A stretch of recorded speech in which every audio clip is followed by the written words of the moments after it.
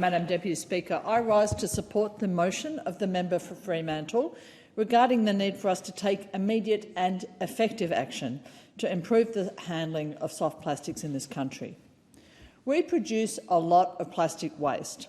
Unfortunately, we live at a time when using virgin plastic is still cheaper than recycling the plastic that's already in circulation. In 2019 to 2020, only 16% of our plastic packaging was recycled or composted in Australia.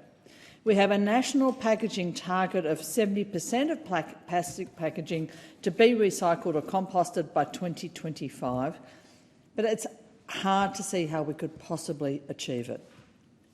Our waste collection and resource recovery industry is very fragmented. Legislative requirements vary from state to territory.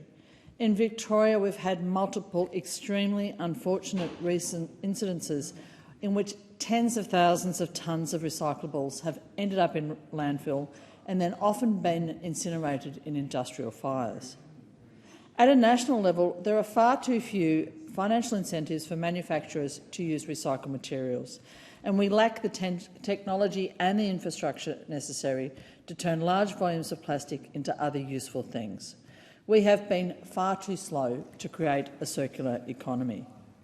More recently, we've been told that more than 12,400 tonnes of plastics were found in warehouses in New South Wales, Victoria and South Australia, much of which has already degraded to an extent that it is not suitable for reprocessing and it will have to end up in landfill.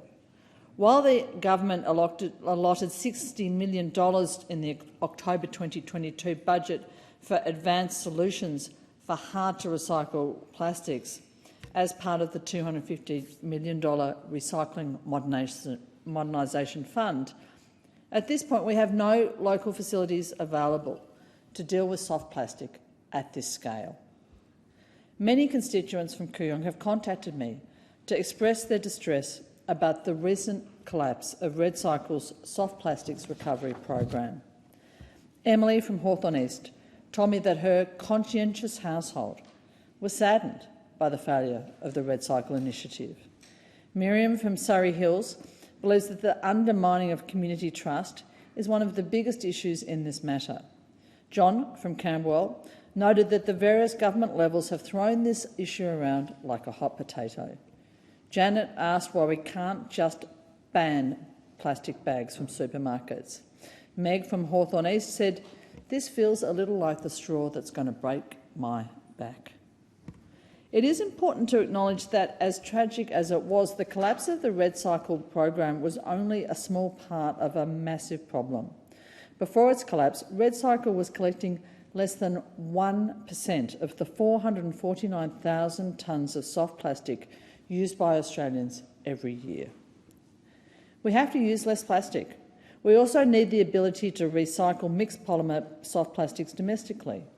We need to be confident that when we put plastic in a recycling bin or when we deliver it to a collection centre, it will be repurposed effectively, not dumped in landfill or sent overseas. This government has committed to addressing the woeful state of plastic recycling through combined efforts by states and territory environment ministers to reform the regulation of plastic packaging by 2025 and by creation of the soft plastics workforce. Last year, Australia signed on to the High Ambition Coalition to End Plastic Pollution. In the last week, the Albanese government has indicated that it will grant exemptions to allow Coles, Woolworths and Aldi to send our soft plastics offshore. None of this is enough. To end plastic pollution on our land and in our seas, we have to decrease our consumption and our production of plastics to sustainable levels. We have to make recycling targets mandatory. We need a national curbside collection of soft plastic, as has been proposed by the Victorian government, to be mandatory. We have to enable a circular economy for plastics in which plastic products are either recycled, reused or remanufactured. A mature country takes responsibility for all of its actions with ambition and with integrity. That's what we need to do.